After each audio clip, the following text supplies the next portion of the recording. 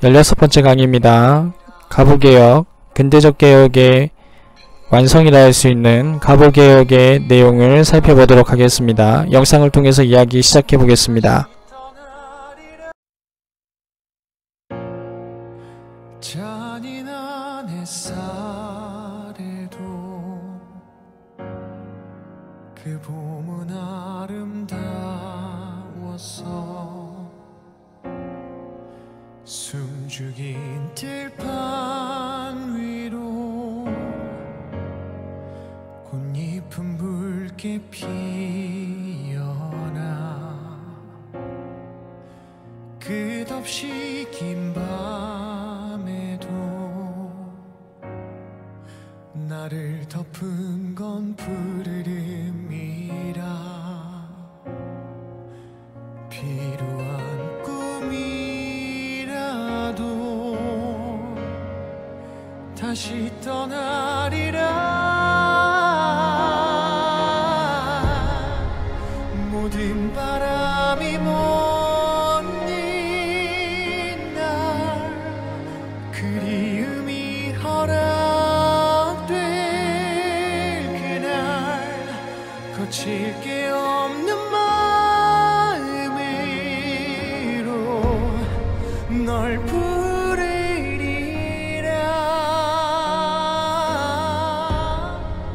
행여 이 삶의 영상을 통해서 가부개혁이 추진되는 시대적 배경에 대해서 살펴봤습니다. 1862년과 1894년 사이 조선이 품고 있는 가장 큰 과제는 개혁이었습니다. 흥선대원군의 내부적 개혁에서 시작하여 강화도 조약이 체결되고 본격적인 개화 정책이 추진되며 조선을 새로운 변화 속에 적응하기 위한 개혁이 추진이 됩니다. 갑신정변과 동학농민운동의 패전개혁, 그리고 가부개혁으로 근대적 개혁은 완성이 되는데요. 이러한 개혁의 과정에서 청의 내정 간섭과 일본의 간섭이 강화되는 외세 의존적인 성격 역시 조선의 한계로 나타나게 됩니다. 1894년 이후에는 이러한 문제를 해결하기 위한 독자적이고 자주적인 독립국가 건설을 위한 움직임들이 나타나게 되는데요. 그 내용들은 다음 시간 살펴보도록 하겠습니다. 그러면 개혁의 문제의 완성이 되는 지점, 가부개혁의 구체적 내용들을 살펴보도록 하겠습니다.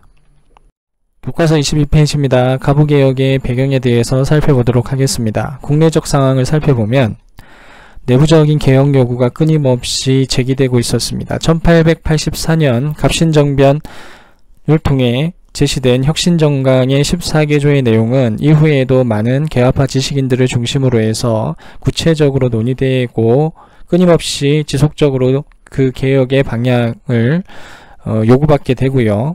동학농민운동을 통해서 조선이 가지고 있는 가장 근본적인 문제들이 드러나기 시작을 했고, 그것이 패전개혁안 2개조로 정리가 됩니다. 조선정부 역시, 그리고 조선의 지식인들 역시 동학농민운동에서 농민들이 제시했었던 문제점들에 대해서 공통적으로 인식하고 있었습니다. 물론 이들이 요구했었던 내용들 중에 수용될 수 있는 부분들도 있었고요. 조선의 체제상 도저히 용납될 수 없는 내용들도 분명 존재하기는 했습니다. 이러한 과정 속에서 교정청이라는 게 설치되어지는데요. 교정청은 일본의 개혁 요구에 저항하고 조선의 독자적인 개혁을 준비하기 위해서 만들어진 것인데요. 동학농민운동의 전주화약이 체결되고 동학농민들에 의한 자치개혁인 집강소 중심의 개혁이 추진되는 시점과 비슷하게 정부 차원의 개혁 추진기구로 만들어지게 됩니다. 하지만 일본은 조선의 내정개혁, 내부개혁을 도와준다는 명분으로 조선의 군대를 지속적으로 주둔시키고요. 조선이 이를 거부하자 경복궁을 침궐하는 도저히 용납할 수 없는 침략행위를 통해서 조선의 개혁을 압박해옵니다. 이러한 과정 속에서 가부개혁이 진행이 됩니다. 영상에서 살펴보듯 가부개혁의 추진 배경에는 대외적 요인도 크게 작용을 하는데요. 특히 일본의 대륙 진출의 계획은 조선에 매우 치명적인 영향력을 미치게 됩니다. 일본은 경복궁을 침궐하고 조선에서 군사를 물리지 않겠다는 명백한 의사를 표시를 한 후 청나라와의 일전에 돌입하게 되는데요. 청일전쟁에서 일본이 승리하게 되면서 일본의 영향력은 조선에 더 강하게 미치게 됩니다. 조선의 내부 개혁을 본격적으로 간섭하기 시작하고요. 갑오개혁의 두 번째 국면, 2차 갑오개혁에서는 일본에 의한 조선의 개혁이라 할 정도로 갑오개혁이 친일본적인 방식으로 진행이 되게 됩니다. 이러한 상황 속에서 일본은 청나라와의 시모노세키 조약을 체결하게 되는데요. 일본은 만주 진출에 거점을 확보하기 위해서 요동반도, 랴오퉁반도를 할량받게 됩니다. 일본이 요동반도를 진출하게 될 경우에 러시아와 독일의 중국에 대한 영향력에 치명적인 위협을 가할 수 있기 때문에 러시아와 프랑스, 독일 3국 간의 간섭이 진행이 되고 시모노세키 조약에서 체결되었던 요동반도 할량에 대한 내용은 취소가 됩니다. 조선은 이러한 상황 속에서 일본의 간섭으로부터 벗어나기 위해서 러시아와 긴밀한 관계를 형성하게 되는데요. 갑오개혁은 또 다른 국면, 일본의 간섭으로부터 벗어나 미국, 러시아 등과 같은 서구 열강들을 모델로 한 개혁을 추진하는 방향으로 나아가게 됩니다. 자, 그러면 갑오개혁의 구체적인 상황을 다시 한 번 더 살펴보도록 하겠습니다. 교과서 22페이지에서 23페이지의 내용입니다. 갑오개혁의 흐름을 살펴볼 텐데요. 갑오개혁이 추진되는 시대적 상황 속에서 개혁에 영향력을 미쳤던 여러가지 사건들을 시간 순서대로 살펴보도록 하겠습니다. 시간 순서대로 많은 사건들이 등장을 한다. 순서 묻는 문제 나올 가능성 매우 높죠. 교정청이 설치가 됩니다. 자주적인 개혁을 시도하기 위해서 만들어진 기관이었는데요. 교정청은 사실은 일본의 개혁 요구를 막기 위한 조치이기도 했었습니다. 하지만 이게 무력화되죠. 1차 갑오개혁이 추진이 되는데요. 김홍집을 중심으로 한 김홍집 내각이 구성이 되고 개혁에 대한 반발 세력들을 무마시키기 위해서 흥선대원군도 이 개혁에 참여시킵니다. 1차 개혁은 군국 기무처를 중심으로 진행이 되는데요. 당시 일본은 청일전쟁을 벌이고 있었기 때문에 조선 개혁은 상대적으로 자주적인 개혁의 방식으로 진행이 됩니다. 1차 개혁에서 많은 것들이 변화하게 되는데요. 갑신정변과 동학농민운동에서 요구했었던 내용들이 상당 부분 반영이 되어서 조선의 기본적인 방향을 설정하게 됩니다. 2차 갑오개혁은 청일전쟁에서 일본이 승리하게 되고 일본이 본격적으로 조선의 개혁에 간섭하기 시작했었던 시점인데요. 갑신정변의 주역이었던 박영효를 개혁의 핵심 인물로 등장시키고 친일적인 개혁을 추진합니다. 군국 기무처가 폐지가 되고요. 일본의 간섭이 본격화되는 것이죠. 시모노세키 조약이 체결이 되고 삼국 간섭을 통해서 일본의 영향력이 약화된 틈을 이용을 해서 조선은 러시아와의 연결을 시도합니다. 칠러 내각이 구성이 되는데요. 역시 김홍집이 내각의 수반이죠. 친미적 성향이 강했고 보빙사로 참여했었던 박정량이 내각의 핵심 인물이 되고요. 칠러 세력들을 내각 핵심 인물로 끌어들입니다. 일본은 이러한 상황을 타파하기 위해서 칠러 내각 구성에 주도적 역할을 했었던 명성황후를 시해하는 도저히 용납할 수 없는 급변 사태를 일으키게 되는데요. 을미사변 이후 을미개혁이 추진이 됩니다. 을미개혁 내각의 수반 역시 김홍집이었습니다. 을미개혁은 가장 친일적인 개혁의 내용이었겠죠. 고종은 이러한 개혁에 대한 불만을 간직하고 있었지만 어쩔 도리가 없었던 것이죠. 그래서 고종은 비밀리에 러시아 공사관으로 파천하게 되는, 수도를 옮긴다는 의미와 비슷합니다. 왕이 옮기기 때문에 조선 전체를 옮기는 것과 흡사한 의미이죠. 파격적으로 천도한다는 의미이기도 합니다. 러시아 공사관으로 고종 임금이 비밀리에 도망가고 일본의 간섭으로부터 벗어난 조선 정부는 을미개혁을 중단하는 선언을 하게 됩니다.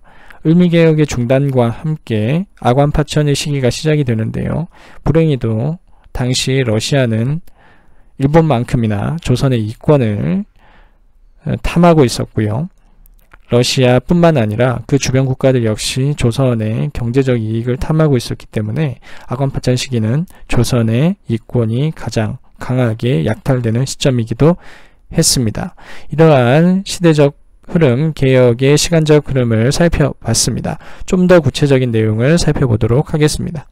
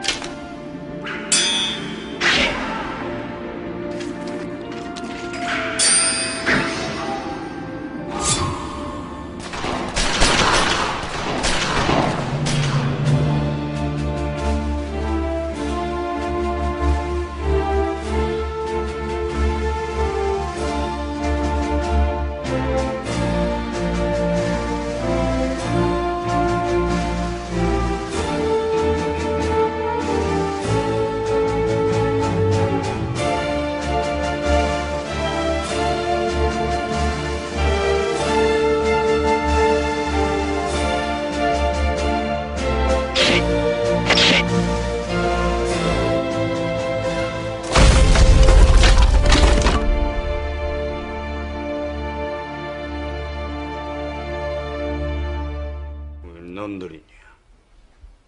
물러가거라. 물러가라고 하질 않느냐? 놔라! 놔라! 저!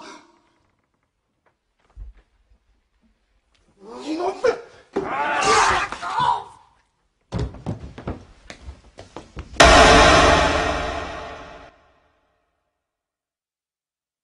흩어진 노을처럼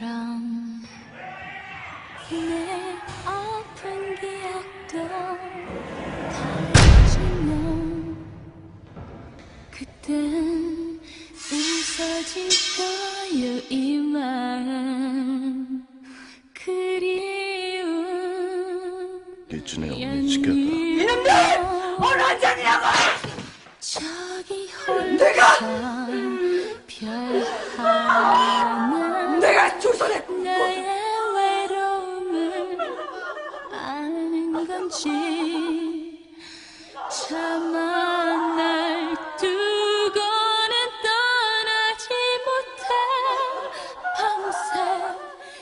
자리에만 나 슬퍼도 살아야 하네. 나 슬퍼서 살아야 하네.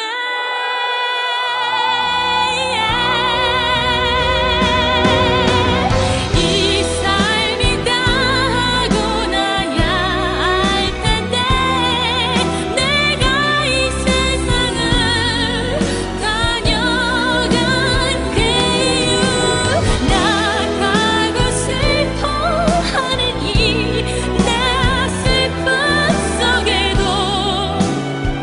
행복했다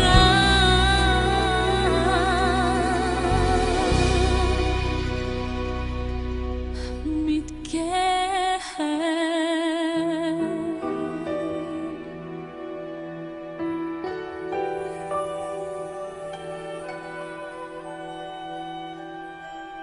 나는 조선의 국모다.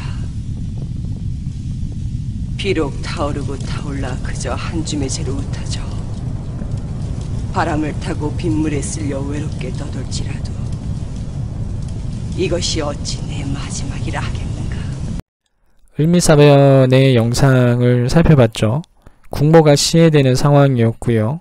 시해에 있었던 낭인들은 치외법권의 보호 속에서 무혐의로 풀려나게 됩니다.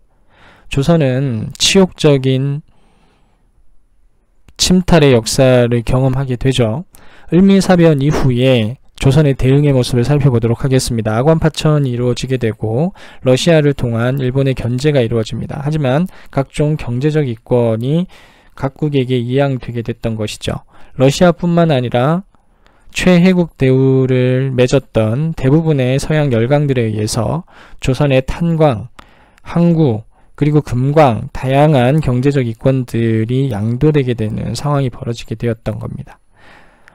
을미의 이병이 일어나게 되는데요. 을미사변은 조선의 양반들에게, 조선의 민중들에게 큰 충격으로 다가왔을 겁니다. 무도한 일본의 낭인들에 의해서 국가의 국체인 국모가 시해당하는 상황이 있었고요. 그것에 대한 정당한 처벌도 하지 못하는 상황이었죠. 무능한 조선의 정부에 대한 분노, 그리고 일본의 만행에 대한 규탄, 을미의병을 통해서 드러나기 시작했습니다. 그리고 또 하나 을미개혁에서 추진했었던 단발령이 크게 작용을 했었는데요. 단발령은 사실상 조선인들의 위생 문제 때문에 시행된 근대적 개혁이라 할 수 있는데 이것이 상징하는 의미 그리고 그 시점이 문제가 되었습니다. 조선인들은 유교적 가치를 매우 중요하게 생각을 했고요. 유교적 가치에서 신체를 훼손하는 것은 부모님으로부터 받은 가치를 훼손하는 것처럼 느껴졌기 때문에 강제된 단발령은 조선인들의 극심한 반발을 일으키게 되었던 겁니다. 그리고 을미개혁의 단발령은 조선인들의 정신을 억압하고 재단하는 것으로 상징적으로 느껴졌기 때문에 그 반발의 정도는 대단히 컸습니다. 특히 최익현이라는 인물은 내 머리를 자를지언정 내 머리카락은 자를 수 없다 라는 강력한 저항의 목소리를 내며 의병을 구성한 채 일본에 저항하게 되죠. 그리고 국모 시해에 대한 백성들의 분노 역시 일본을 향하고 있었습니다.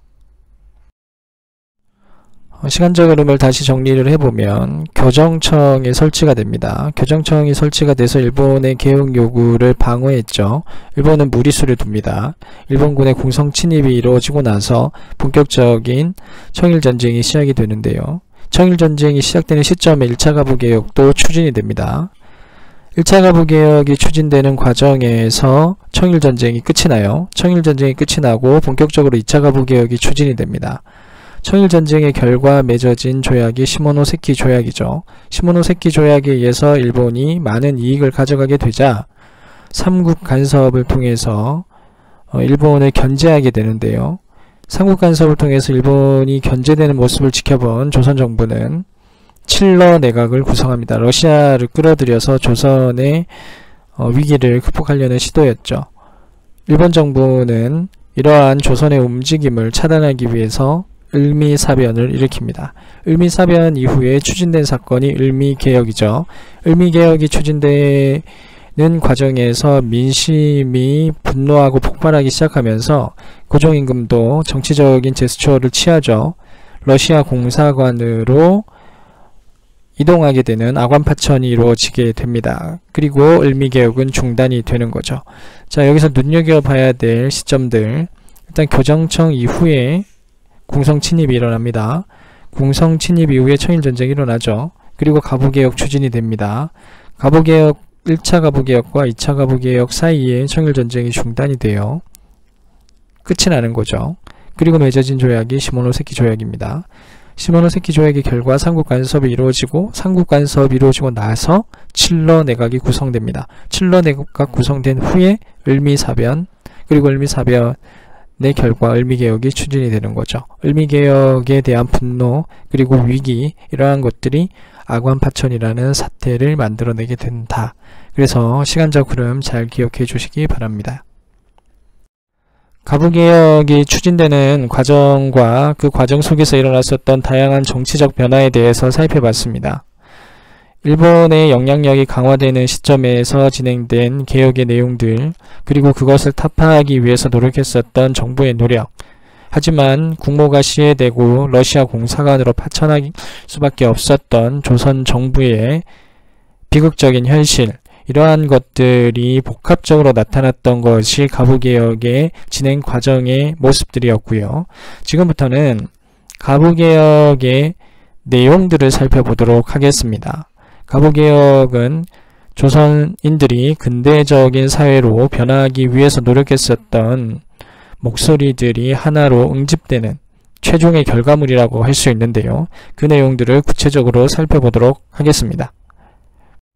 가부개혁에는 갑신정변의 혁신정강의 내용과 동학농민이 요구했던 패전개혁안의 내용들이 상당 부분 반영이 되는데요. 하늘색으로 표시된 부분들을 살펴보도록 하겠습니다.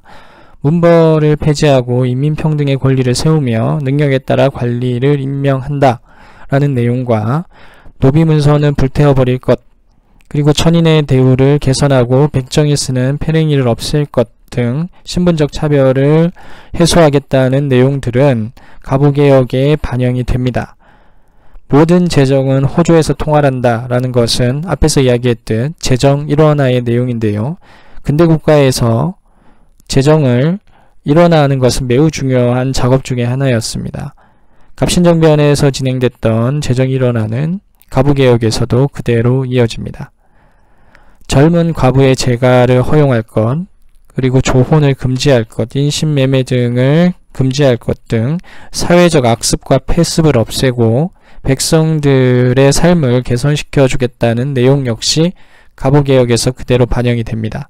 특히 동학농민들이 현실적으로 느끼고 있었던 폐습에 대한 개선 요구는 가부개혁에서 상당 부분 반영이 되었던 것이죠.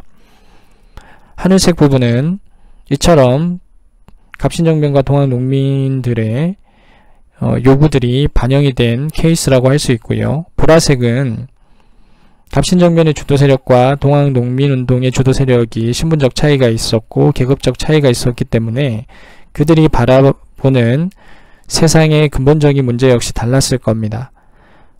갑신정변의 주도 세력들은 지조법을 이야기를 하는데요. 지조법은 세금제도의 개혁을 의미합니다. 세금제도의 개혁을 통해서 국가 재정을 안정적으로 확보하고 세금제도의 효율적 운영이 결국은 백성에게도 피해를 줄일 수 있는 방안이다라고 생각을 했었던 것이죠. 하지만 근본적인 해결책을 제시하지는 못했습니다. 농민들은 세금제도가 가지고 있는 문제에 대해서도 동의를 하고 있지만 그것보다 더 큰 문제는 토지 소유의 불균등에서 발생하고 있다고 봤던 겁니다. 농민들은 이러한 문제를 해결하기 위해서는 토지를 재분배하는 단계까지 가는 혁신적인 개혁이 필요하다고 주장을 했고요. 토지를 균등하게 나눠서 경작할 수 있게 하는 것, 경작권의 균등한 분배를 호소하게 됩니다. 가부개혁 정권은 개화파 세력들이었고요. 대부분이 양반 지주계층들이었기 때문에 조세제도의 개혁에서 머물게 되고요.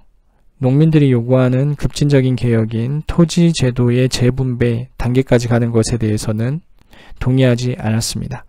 그래서 보라색으로 표시됐던 것은 두 세력의 차이점을 보여주는 것이고요. 이 중에서 갑신정변에서 주장했었던 지조법의 개혁만 가부개혁에 반영이 됩니다. 홍범 14조의 내용인데요. 청에 의존하지 않는다라는 자주 독립의 선언은 갑신정변의 영향을 받은 것이죠. 그리고 왕실사무와 국정사무를 나누어 서로 혼동하지 않는다라는 내용 조금 이따가 다시 볼 겁니다. 납세는 법으로 정하고 세금제도의 개편이죠.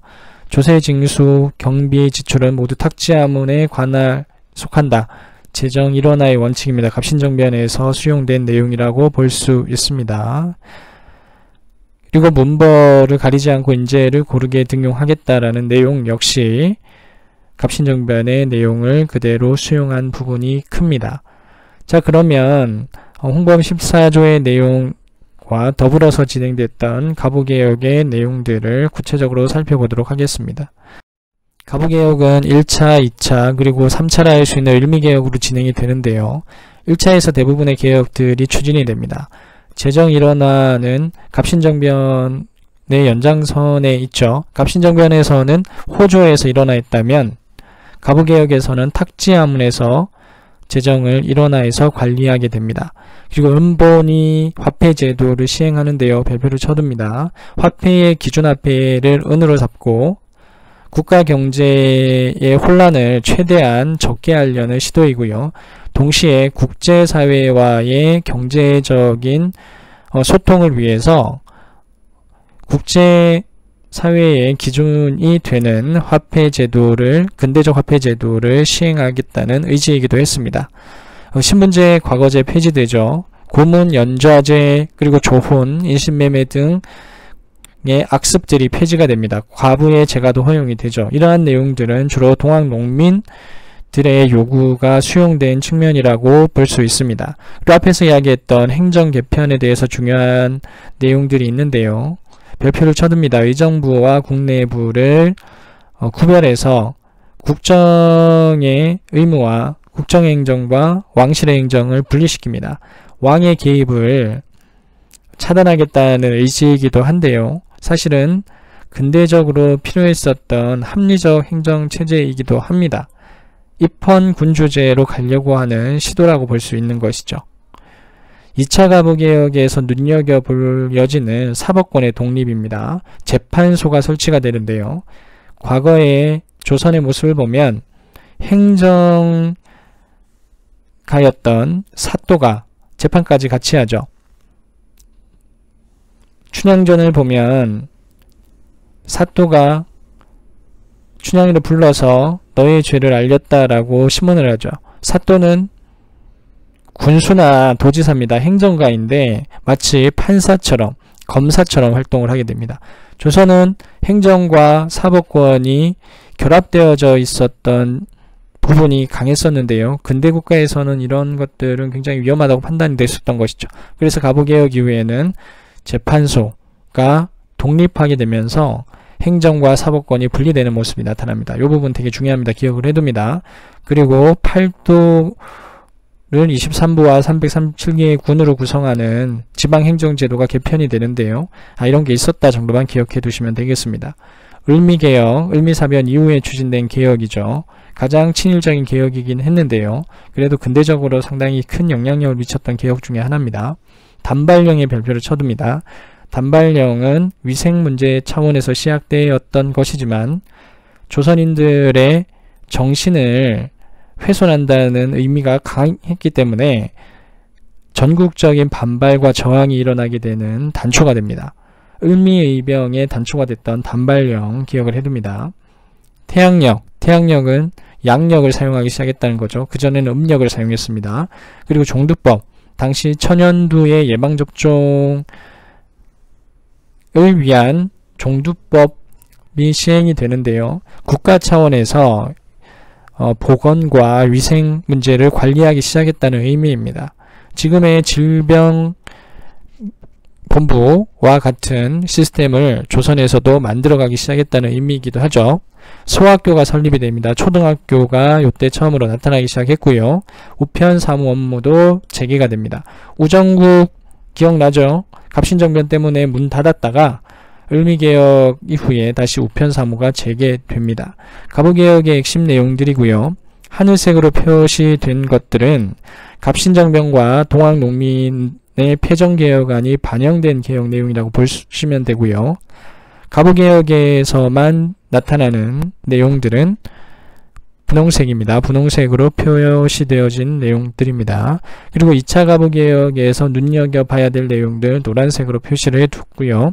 을미개혁에서 초록색으로 표현해 뒀던 내용들은 시험에 자주 나오는 세 글자입니다. 단발령, 태양력, 종두법, 소학교죠. 을미개혁 3차 갑오개혁이지? 그래서 세 글자 기억해 둡니다. 자, 이렇게 해서 갑오개혁의 내용을 살펴봤습니다. 심화학습입니다. 1862년에서 1894년까지 진행된 근대적 개혁의 내용들을 살펴보고 그 내용들 중 가장 우선적으로 시행되었어야 했던 개혁이 무엇인지를 선택해보는 과제를 수행해 보도록 하겠습니다. 가장 필요하다고 생각했었던 개혁의 내용들을 작성을 해보고요. 그 이유를 간단하게 서술해 봅니다. 그리고 이러한 개혁에 대해서 반대했을 가능성이 높은 세력들이 누구인가를 예측해 봅니다. 개혁은 모두에게 만족할 수 없는 내용들이겠죠. 그래서 얼마나 반대하는 사람들을 설득해낼 수 있는가가 개혁 성공의 관건일 겁니다. 그래서 여러분들이 개혁가라고 생각을 하고 가장 우선적으로 필요한 개혁의 내용들을 선정해 본 후에 반대하는 세력들의 이유를 예측해보고 그들을 설득해보는 과제를 수행해 보도록 하겠습니다. 구체적인 수행 방법은 영상을 통해서 안내하겠습니다.